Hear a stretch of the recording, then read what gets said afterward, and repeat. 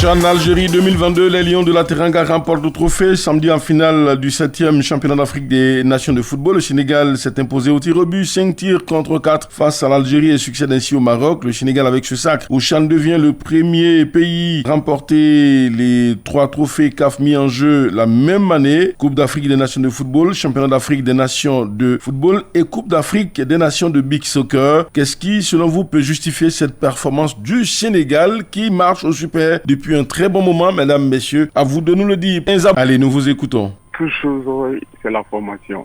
Nous voyons la formation des différents centres de formation du Sénégal rapporte actuellement, tout est basé sur la formation.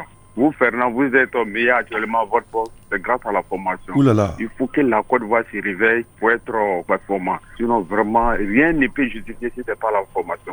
Le Sénégal s'est réveillé. Il faut que tous les pays africains se réveillent. Sincèrement, la Côte d'Ivoire doit se réveiller. Vraiment, merci pour tout. Vous êtes meilleurs des journalistes en Côte d'Ivoire. Bonne émission. Merci à vous, Tourenza. Nous sommes très flattés, vous en faites pas. Ils sont très nombreux à être meilleurs dans ce groupe RTI à Boisseau, précisément à Kakro. Monsieur Nassa Daouda. Juste vous dire que le Sénégal est une équipe qui est montée en puissance au fur et à mesure de la compétition. D'accord. Donc, à l'arrivée, on a vu une équipe sénégalaise qui s'est bonifiée au fil des matchs et qui a maîtrisé vraiment la situation lors de la finale.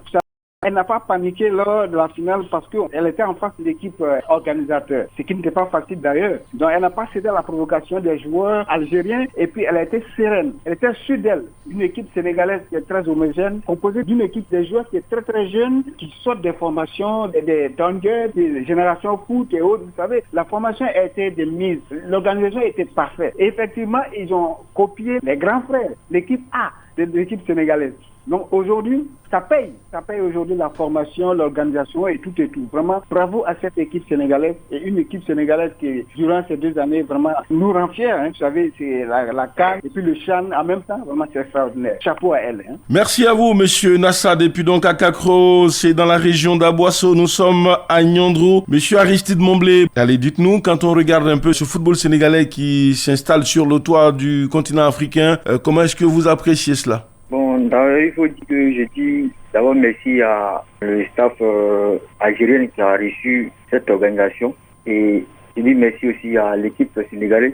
Ces jeunes joueurs sénégalais ont de l'avenir, pour le dire. Voilà, parce que moi-même personnellement, je ne m'attendais pas à ce que cette équipe allait remporter ce trophée. Parce que l'équipe algérienne était déterminée, tellement qu'ils n'ont pas encaissé de buts jusqu'en finale.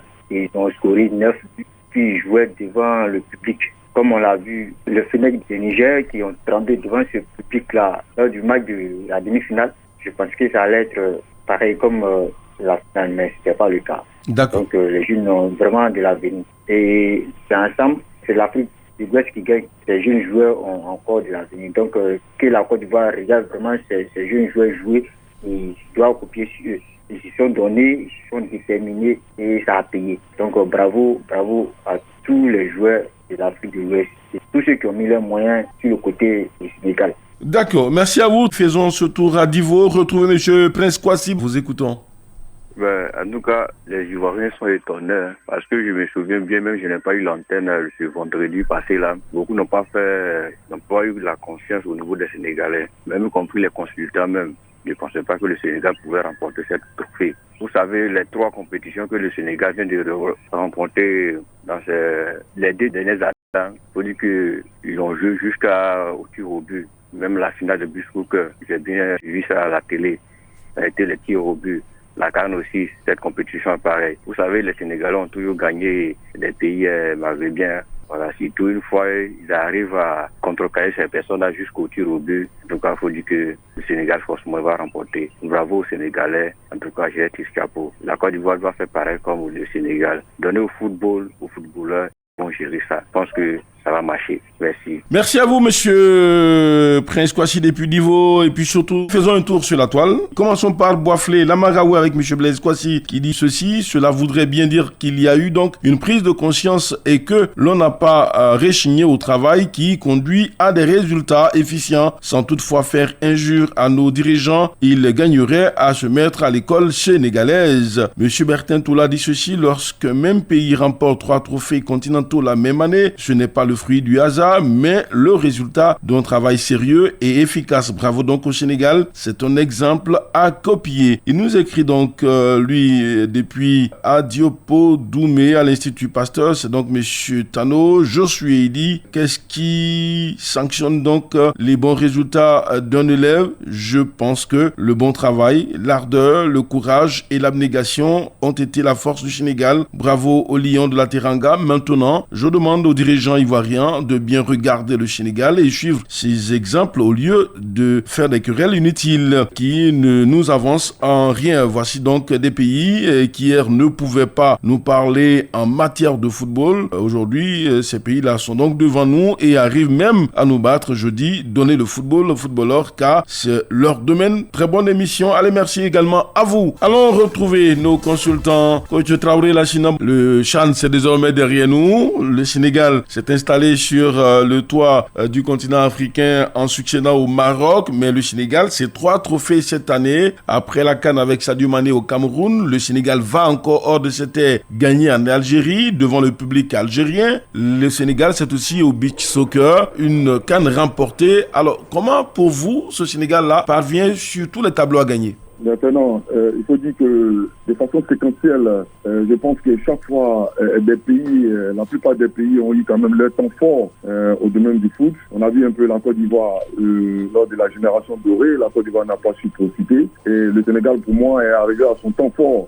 Le Sénégal ne laisse rien passer. Le Sénégal profite de ces différentes occasions. Alors, coach Traoré, en équipe première, Aliou Cissé, après l'échec de 2019 contre l'Algérie, est resté au pouvoir jusqu'en 2002 avec une équipe qui est arrivée à maturité et donc qui a remporté le trophée en 2022. On a aussi Pape Thiaw qui a mis à profit ces 5 ans de formation passée auprès de Joseph Koto, qui est malheureusement décédé, où ce dernier a réussi à puiser dans les ressources du football local les meilleurs, malgré que les clubs sénégalais n'arrivent pas à avoir de très bons résultats dans le championnat interclub, mais il a eu quand même le coup, il a eu aussi la pratique, la tactique, il a eu à mettre en pratique sa vision jusqu'à remporter le CHAN. Et cela, tout ceci couronné, n'est pas le fruit du hasard. Non, c'est un travail qui a été fait en amont et ce travail a été suivi au niveau de la formation. On a des centres de formation comme par exemple l'Institut Diamba a créé en 2003, la Génération Foot en 2002, et Sacré-Cœur en 2010, et tous ceux-ci ont atteint leur apogée. Et donc, dans tout ce couronnement-là, il y a aussi une prise de conscience des dirigeants sénégalais qui ont compris qu'à travers la formation, on peut avoir un temps fort à un moment donné.